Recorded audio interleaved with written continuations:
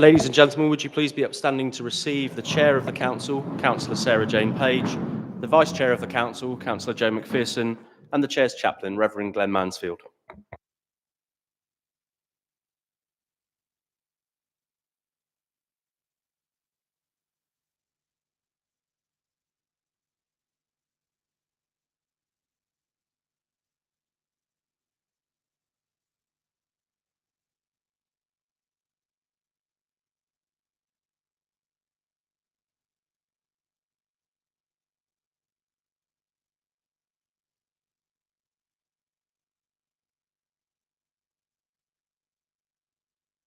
Members, please be seated.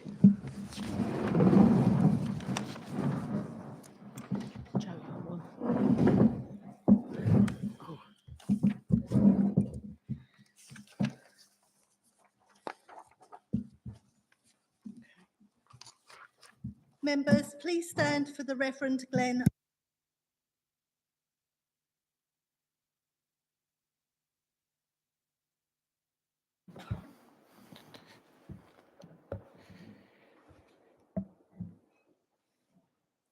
Please do be seated. Sorry to go up and down, up and down. Thank you again for hosting me. Just a few words from 1 Kings chapter 3, where Solomon faces a difficult situation as a new king. He says, there's many, many people. How on earth am I going to look after all these people? And he asks God in prayer for wisdom. And God says, well, since you haven't asked for riches or you haven't asked for a long life, but asked for wisdom, I'll grant you what you've requested. So this evening, I'm going to pray for wisdom for everyone here. And so let's pray. Father, I pray for wisdom for each member of this council. I pray for wisdom in their use of resources, wisdom to discern which voices to listen to, wisdom in their decision-making, wisdom to discern between a major and a minor issue, wisdom to anticipate the future course of events, wisdom to act rightly and justly, and wisdom of when to speak and when to listen. We pray this in Jesus' name. Amen.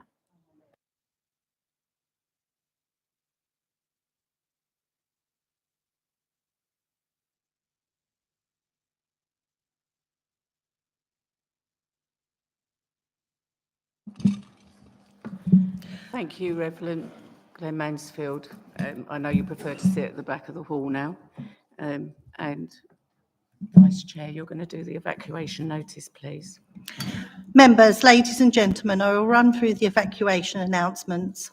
There are no planned fire drills, so if the alarm sounds, please leave the building in an orderly fashion through the nearest fire exit. These are through the main doors of the hall or through the storeroom adjacent to the stage. The fire assembly point is the island in front of the main entrance to the building. Please do not delay your evacuation to collect any belongings, and please do not return to the building until given permission to do so by a council staff. This meeting will be live streamed. Please switch off mobile phones or turn them to silent. Bathrooms can be found in the main foyer. Members do not need permission to excuse themselves from the meeting, so if you need to leave the meeting, please do so discreetly. Drinking water is available for members of the public by the entrance to the main hall. Members of the public can record this meeting, providing this does not disturb the meeting and can be done from seats reserved for this purpose. Therefore, please raise your hand clearly if you intend to take photographs or film this evening. Thank you. Nobody is indicating. Thank you. Right, we'll get on with some business now. Apologies for absence. Apologies have been received from Councillor Mrs. Julie Gooding, Councillor Elliot Mason, Councillor Phil Shaw, Councillor Mrs. Loreen Shaw, Councillor Mrs. Deborah Squires Coleman, Councillor Simon Wootton, Councillor Chris Stanley, Councillor Michael Hoy, Councillor Mike Webb, and Councillor Williams. Item 2. Sorry, Chairman, did you want to ask if there's any other apologies? I don't think there is. There isn't any other, is there? Can you interrupt me, please, Joe? Item 2. Minutes of the previous meeting. Item 2 is the minutes of the previous meeting. Members will recall that our last meeting we agreed to designate Paul Birkinshaw as our new monitoring officer. I would like to welcome Paul to his first meeting with our full council this evening. Thank you very much. Members, are the minutes of the previous meeting held on the 18th of June 2024 agreed as an accurate record, please? Is that agreed?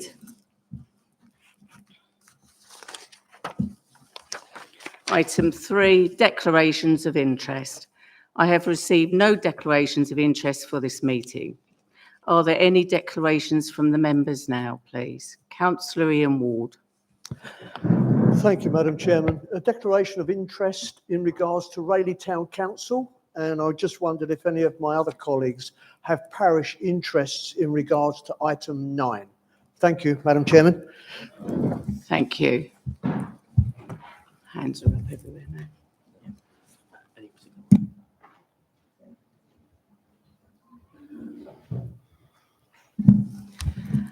Councillor FD. Thank you, Chairman. Parish interests for Great Wakering, Barling and Rochford. Thank you very much. Non-pecuniary. Councillor Mike Steptoe. Non-pecuniary interest for Barling Parish Council. Thank you, Councillor Steptoe. Councillor Angelina Marriott. Chairman, non-pecuniary interest, Holbridge Parish Council.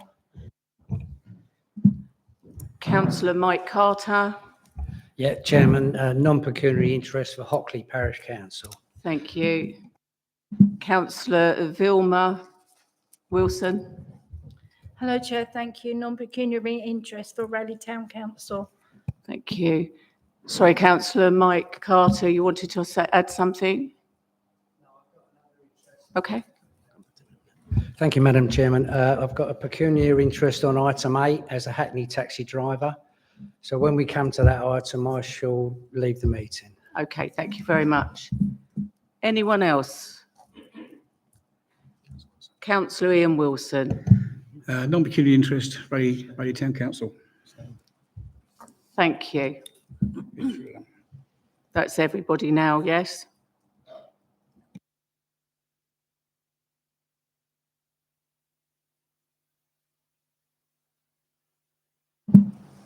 So we're going on to item 4, which is announcements from the chairman, which I shall now give you. Good evening, fellow councillors and ladies and gentlemen. I would like to take a moment to reflect on some of the engagements I have had the privilege and honour to attend recently as your chair of Rochford District Council. Each of these events, I try to understand what they are inviting me to and support and promote these events moving forwards. I've been privileged to participate in the King Edmund's School Awards evening, where we recognise the hard work and dedication of our students at the Cliffs Pavilion, a great venue, but not by choice, of the school who have not been able to use their hall for nearly 4 years. But soon this will change when it reopens. Similarly, the USP College Student Awards, United Civic and Palmers, celebrating the achievements of our college students. Their academic excellence promise a bright future for our community. Greenswood Prize Giving showcase incredible achievements, and it's always uplifting to witness the pride and joy of families and as their children are recognised for their hard work. In particular, their past student who has just finished at Cambridge University and moving forwards to Oxford University. Such an accolade. Such a profound talent, and he is studying maths as a PhD. The musical contributions were awesome, and how they played the piano from memory was just spectacular. I also had the pleasure of witnessing the creativity and talent of our young performers at the Edward Francis Primary School, their key master performance. Their enthusiasm and energy whilst going back in time to 1066 and moving forwards was very informative and moving, ending up in 2070, finding out our planet was dead and lifeless. Using the last key to go back to 2024, realising we have the power to change and we have the power to do something about it. And the children were just amazing and animated and so very concerned and serious about all of this. My chaplain, Glenn Mansfield, and I raised the Armed Forces flag at the Mill Hall on behalf of our community. Equally, the following day, myself and several fellow councillors attended the Castle Point Flag Armed Forces Day and allowed me and everyone to honour our servicemen and women with their services. I attended the Teddy Bear parachute jump at Holy Trinity Church, which was incredibly well attended by the local community and the children. We also celebrated 100 years of the Second Scout movement during a service at Holy Trinity, so important to provide as much support for our lovely succession generation. It was my pleasure to host the annual Chair's Garden Party at the Lawns. Sadly, it poured with rain and we held the function inside rather seamlessly, which was great. This event was incredibly well supported by councillors, mayors, chairs from all over Essex, and chairs from our lovely parishes, working partners and the like, and much more. We launched our beautiful charities at this event, Changing Pathways and Equal People Performing Arts, with presentations from Natasha and Penny Bubbs. Thank you from the bottom of my heart to all the councillors who supported this very special day, and in particular for your generosity. Councillor Bob Milne and Town Councillor Natasha Gallop, your live performances were spectacular and incredibly well received. Councillor Mike Sutton, your immense generosity donating your chef skills for an amazing gastro dining experience went down so very well, so well we got 5 separate bids put in. We raised a whopping £2,850 that day towards the charities. Thank you so much. Anyone that couldn't come can still donate via the Chair's charity account at RDC. On Friday, we had a very busy diary, 4 engagements. This started at Rayleigh Primary School, opened a new heritage trail plaque, number 33, with some of the brilliant children, the head teacher, Jen Milner, Mike Davis, and the town chair. Moving on to Holbridge to support opening the new state-of-the-art skate park in Paul's Lane.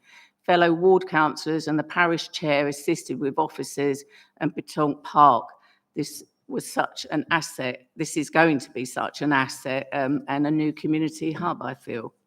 Then supporting the King's Awards for voluntary service being presented to One Love Project, presented by the Lord Lieutenant.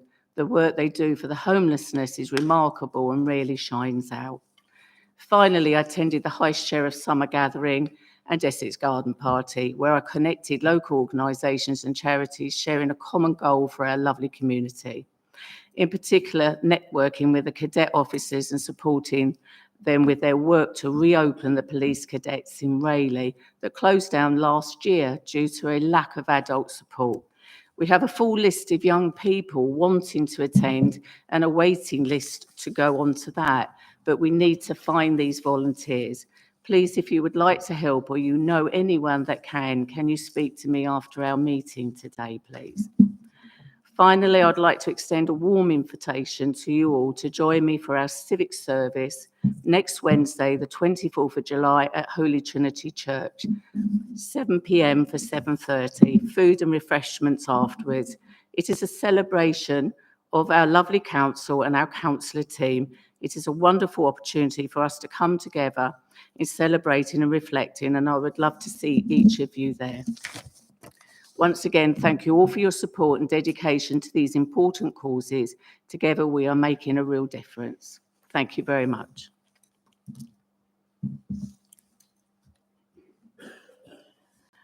Councillor James Newport, would you like to make some comments? Thank you, Madam Chair, and good evening, members. It's been just over 4 weeks since our last council meeting, and since then, we have seen a general election that has concluded with a new government after 14 years. We have also seen England reach the European Championships finals, which, despite the result, we should be proud of the team's efforts. It's been an eventful and busy few weeks. Firstly, I would like to take this opportunity to thank our amazing elections team and all the team at the council who played their part in delivering a successful election for our residents. especially with the general election only 8 weeks since our local elections in May. A massive thank you to all the team that supported the acting returning officer to ensure we delivered a well-managed and transparent election process to support democracy within the UK. I would also like to take this opportunity as leader of the council to congratulate our 2 MPs that cover the Rochford district. The Right Honourable MP Mark Francois, who was successful in being returned as the MP in the Wickford and Rayleigh constituency, and Mr Bayo Alba, who was successful as our new MP for Southend East and Rochford constituency. Following the announcement of the results, I have taken the opportunity to write jointly with the Chief Executive to both our MPs on behalf of the Council, congratulating them on their success in the recent election. We have also highlighted within the letter the work of the Council and that we are keen to work with our MPs to help deliver our ambitions for the district and our residents. With that, I have offered the opportunity to meet with them both as soon as possible so we can look to align our priorities and efforts to assist the district in meeting the potential it has and can offer our residents going forward. Pleased to say Mark confirmed in Asda's a couple of days ago, so that's good. Since the election results came in during the early hours of the morning on Friday the 5th of July and the forming of a new government there soon after, we have seen a number of announcements. Tomorrow, we will hear the King's speech, the government's proposals for Parliament over the next year. At present, we do not have all the details of the proposals and the benefits or impacts that they may have on the Rochford district, so we can only take a watching brief. Though we as a council will be prepared to seize any positive opportunities that may come from the new government for our residents and businesses, but we'll also be ready to lobby the government on any proposals that has a negative impact on our communities.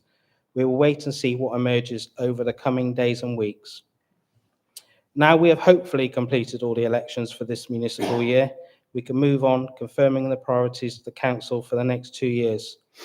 As communicated at the last meeting of council, these will be presented at the next relevant committee over the coming months.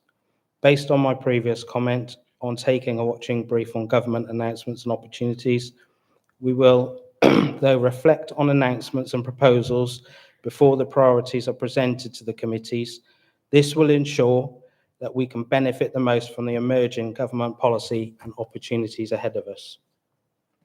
That said, we have not stood still. Work is ongoing on setting out a clear direction and the priorities for the organisation that will deliver for the residents of our district.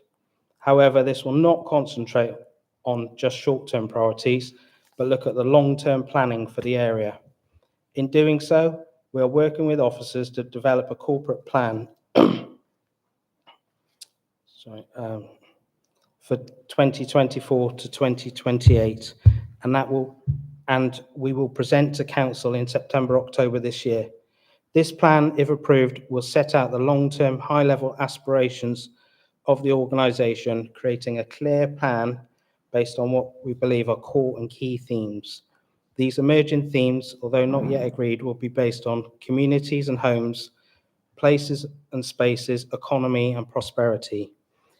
The objectives of these 3 emerging themes will be to develop thriving and inclusive communities that feel safe, supported and engaged living in a place that is home, a clean and environmentally sustainable district that enables everyone to live life to the full, a resilient local economy that delivers inward investment to support the growth of business and jobs and tourism. We will also include a section on the internal mechanics of the council, its development, effectiveness, efficiency, building on the good work already started, but ensure council is going in the right direction for our residents. This will include developing not just good, but excellent governance, excellent financial management and transformation in order to become a trusted organisation. The plan will be developed using key data, but following its adoption will be put out to scrutiny by our stakeholders. A joint engagement and consultant exercise will be undertaken alongside the budget consultation in the autumn that will seek feedback on the plan and the budget to ensure the two align. I hope that people will engage with the process as we move forward, and I look forward to being able to present a corporate plan to you later this year. Finally, as members, you are now aware the Chief Executive, in consultation with the Chair, has taken the decision to cancel August Council meeting proposed for the 20th of August. I am pleased to highlight the next time we meet, we'll be back in the Civic Chamber. I, like you, look forward to returning to the Civic home over the 3.5 years of being away. I wish everyone who's having a break over the summer an enjoyable holiday and hopefully better weather. Thank you, Chairman. Thank you very much, Councillor Newport. Moving on, item 5. There have been no questions submitted for this meeting. Item 6. We have no business from the last meeting. Item 7. We have no petitions. I have a procedural announcement now. Before we come to the 3 reports on the agenda, I will remind members of the procedure for considering these items. Standing orders permit members to ask questions to aid their understanding of the report, which must relate directly to the information in the report. And then in debate to speak once for up to 5 minutes. The mover will also have the right of reply to the debate. I will therefore seek to take questions first, and once all have been asked, to move into debate on the reports before coming to the recommendations. If there are no members who wish to speak, then we will move directly to the recommendations. Item 8 is the approval of the Hackney carriage and private hire drivers, vehicle and operators fees.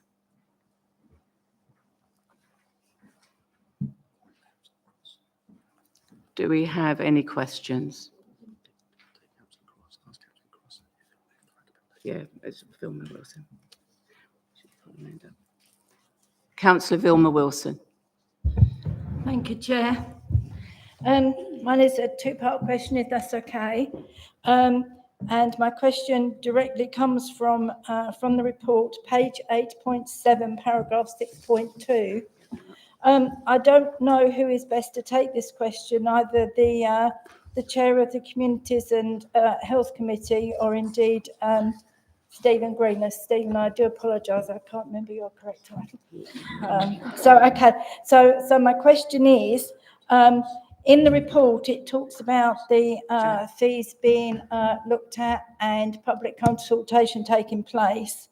Whilst there was quite a large deficit in this council recovering the fees and the running of this department, can I just ask why, when the fees are being looked at, there is still a deficit of £9,000? Would it not make sense to actually make this a zero cost department? Is there a reason why that's not been looked at? And if there is a reason it's not been looked at, please could it go back to the committee to consider that? An answer will aid my understanding. Thank you very much. Thank you. Councillor Cross, would you like to answer this, or would you like the officer, Steve Greener, to do it? Thank you, Madam Chair. I'll refer this item, or the answer, to our licensing officer. Thank you, Stephen. Thank you. Good evening. Thank you very much. We did look at whether we could do a full cost recovery at the time when we calculated the fees. With a significant jump from what we have at the present time to what we are proposing, we believe that it would have a big impact on the number of taxi drivers that would renew their licenses. Whereas we took a big jump now with the plan to review the fees over the next 2 years to try and reduce that 9,000 down over the next coming years, to then the following 3-year review to be full recovery at that stage. Councillor Vilma Wilson, does that answer your question?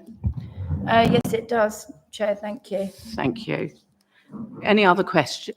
Councillor Ian Ward. Thank you, Chairman. This is in reference to page 8.5, para 2.18. It came up, just curious, if I may ask. You've got Wales Licensing Expert Panel Template. You're smiling at that one.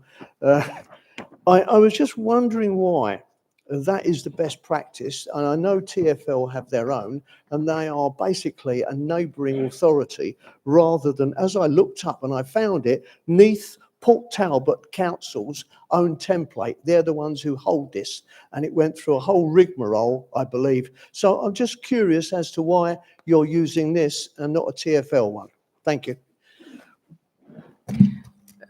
Officer Steve Greener, would you answer that, please, for us? Yes, absolutely. It has again been identified as best practice as to use the Welsh template across the LGA rather than the TfL one. So that's why when we did do the calculations, we also use that as a benchmark to make sure that we're in line with the guidance from the LGA and the best practice. So. Councillor Ward, has that answered your question? Thank you, clarified. Brilliant. Councillor Mrs. Daniel Belton. Thank you, Chair. Question is relating to page 8.3, item 2.8, just surrounding direct staffing costs, just to understand for future proofing. Are we currently at capacity as a department in terms of are our staff all, are our positions all filled? And is everybody working at their full capacity, or could we take on more work? And how do we ensure performance of that team? I appreciate it's a very small team, if I'm not mistaken, and that I can imagine there's an awful lot of work goes on, but if we had more demand, what would happen? And just a general question, I recall, and I'm sure it was back in 2022, there was actually a surplus within the licensing department because money was actually able to be granted to help with the Rayleigh taxi rank. So has there been a big change in how the department has run and the cost and ongoing fees that are required as to how we've gone from 1 year having a slight surplus to now having quite a big deficit? Thank you. Thank you, Chair. Steve Green, if you can answer, please. Yeah, in relation to capacity of the team, yes, we have got the smallest licensing team in the county. It's only myself and my colleague. We cover 12 different legislations. So are we at full capacity? Yes, we are. We are very proactive and reactive. We meet with the trade regularly to try and look at what is the upcoming trends, what are the issues. We certainly did a lot of work with them during COVID to make sure that we encouraged more drivers into the trade to meet the demand of the public. So that is paramount to us. Obviously, we'd love more staff, and this would be obviously looking at, do we need more additional staff and resources to provide some more resilience? There is some ongoing work around service reviews, and I'm sure that will bring out any sort of weaknesses that where we can improve in. Certainly in the last review that we had and last audit, we were shown as very, very good and very efficient in the department running. In relation to costs, yes, we did have a surplus with the costs of all the equipment that we now have to purchase, such as the plates and the overall running costs of running the department. It has gone up. And one of the things that we have included, you'll see that on the chart was that the Hackney carriage vehicle fees are still higher than what we would like. So what we have said is that we will cover the cost of the taxi marshals within the fees to make it so it's an ongoing and more structured and consistent sort of approach over the next few years. Okay. Thank you. Councillor Daniel FD. Thank you, Chairman. Will this have any detrimental effect on taxi drivers coming to us for their plates and stuff if prices have gone up so much, or is it same as other neighbouring authorities? There's two aspects to this.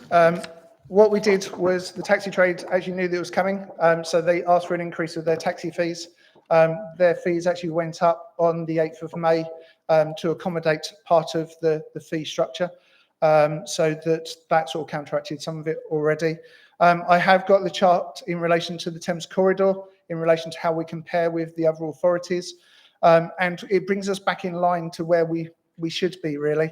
So for example, the most expensive council I'm using, Hackney Carriage drivers, new applicants fees, because that's the most expensive one out of all of it. Our new proposal is to put it to £400. The most expensive is Thurrock at 420. Brentwood is at 404. Castle Point is at 375. Southend is at 351. And Basildon is 297. So it brings us back in line to where we should be. Like I say, unfortunately, we didn't do it in 2020 because of the pandemic, but it now brings us back in line with where we should.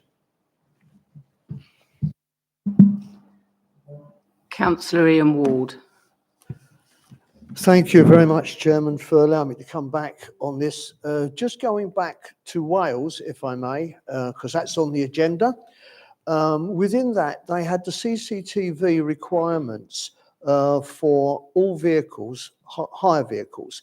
Is this coming through as part of the recommendations for vehicles? That's the internal CCTV in private hire taxis. Thank you.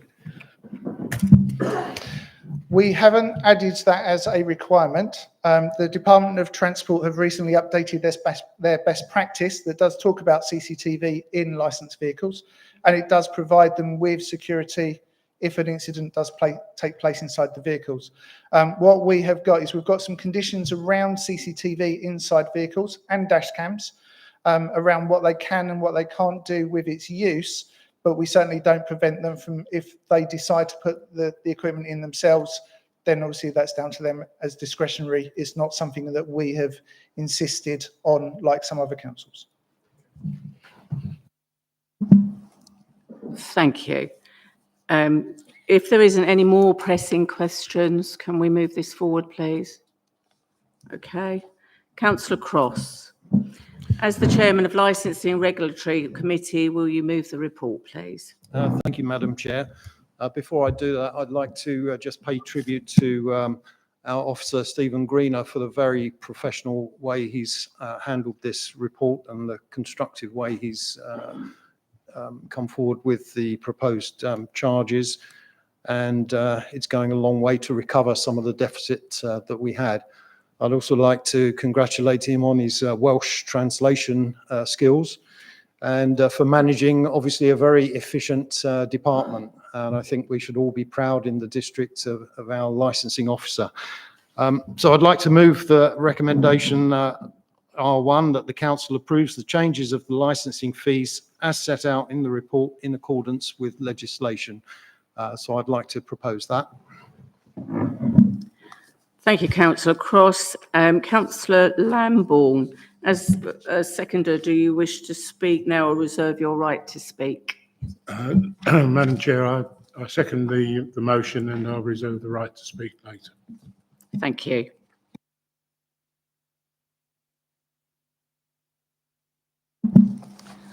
Would any councillors like to ask any questions or debate? Yeah. Okay. Councillor Lambourne, would you like to speak now? No. Okay. Councillor Cross, as the mover of the report, you have the right to respond to the debate. Do you wish to do so any further? No, thank you, Madam Chair. Thank you. Thank you, members. We now move to the vote on the recommendation within the report. All those in favour, please. It looks unanimous.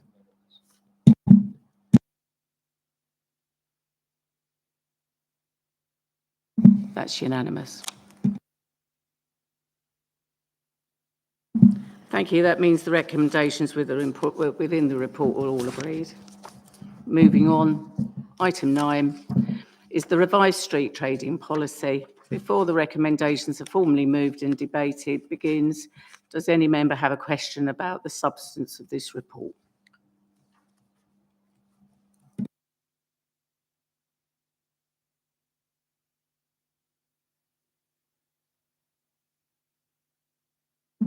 And equally, does somebody want to bring in Councillor Carter, please? I've got Ian, yeah. Councillor Ian Ward, would you like to speak? Thank you, Madam Chairman. I'll wait till Councillor Carter comes in so he can be present.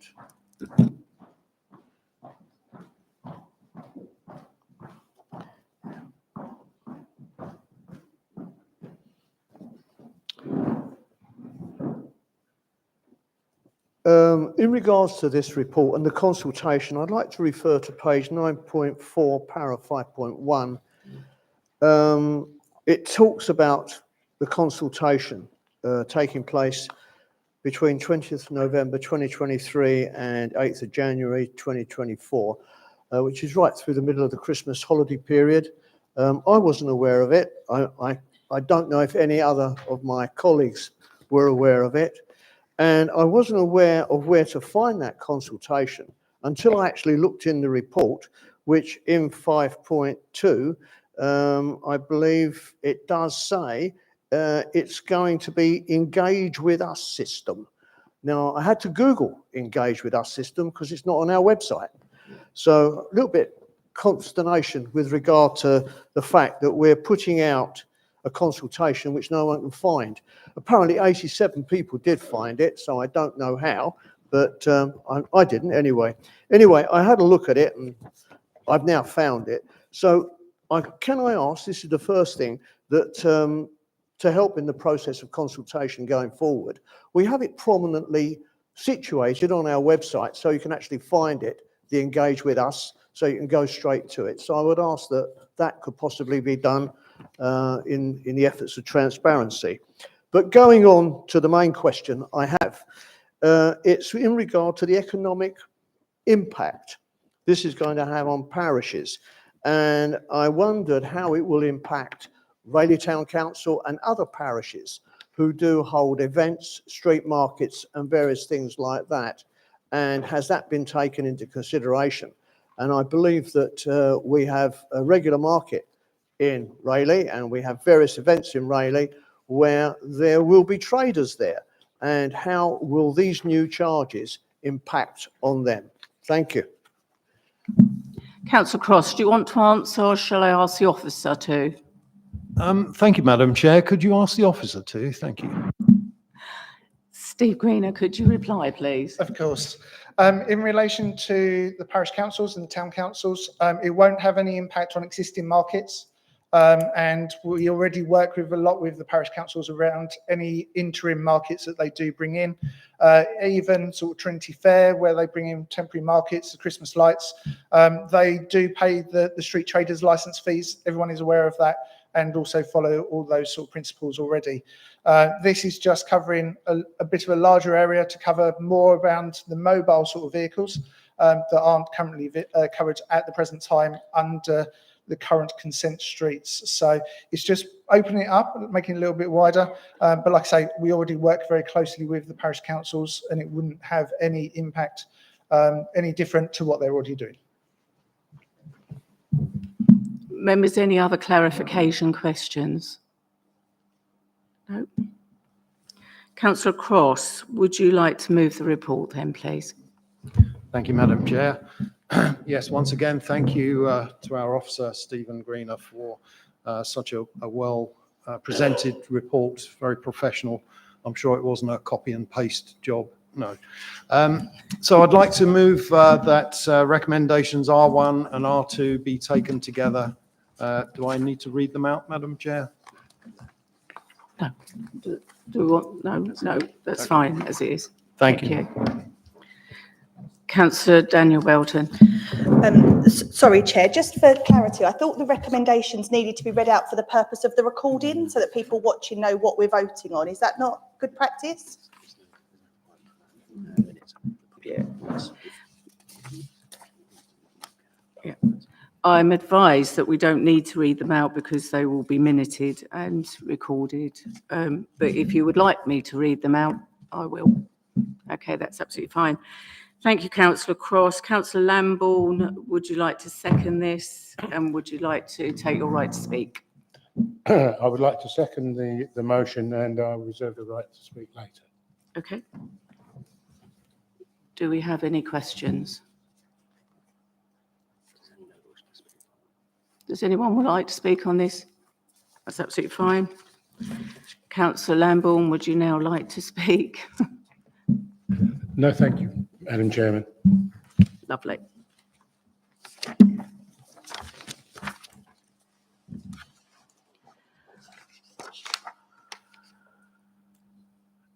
And Councillor Cross, would you like to respond to, because we haven't really had a debate, nobody wanted to speak, so we're all set on that one as well. Okay, thank you, members. We now move to the vote and the recommendations within the report, please. All those in favour?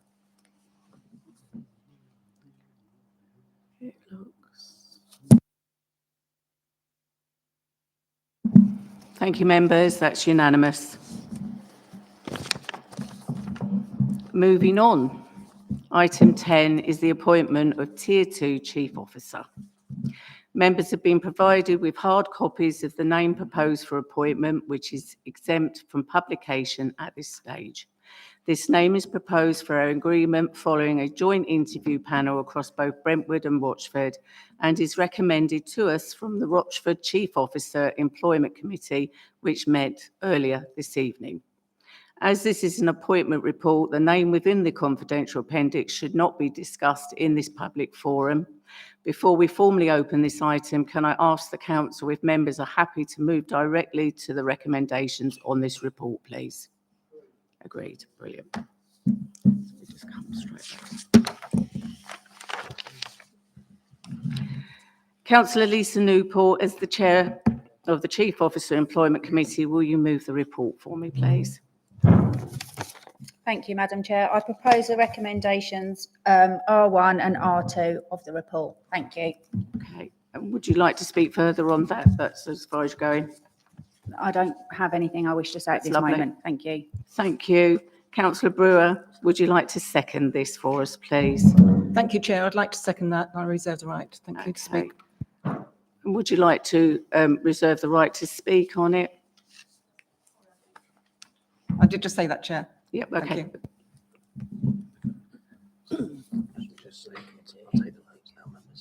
I will go to vote, yeah. Okay, then we're going to go to vote on that actually now. Thank you very much. So, all those in favour, yeah. All those in favour, please. There's no unanimous again.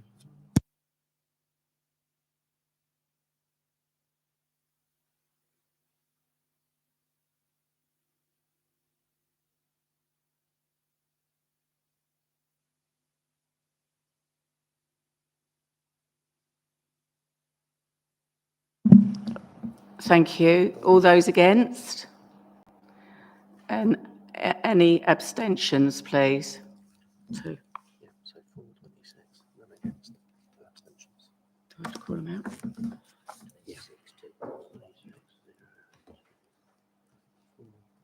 Okay.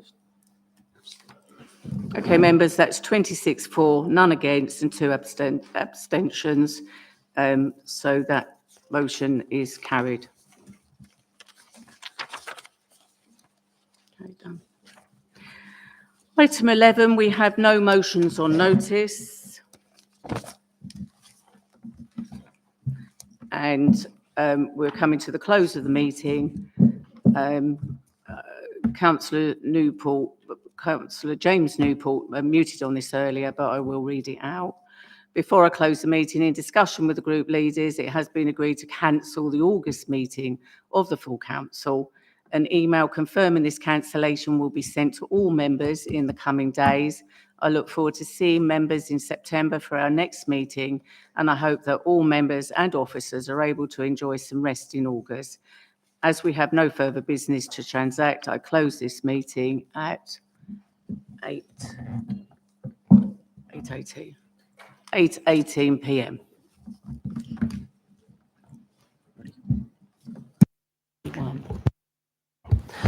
Ladies and gentlemen, would you please be upstanding for the Chair of the Council, Councillor Sarah Jane Page, the Vice Chair, Councillor Joe McPherson, and the Chair's Chaplain, the Reverend Glenn Mansfield.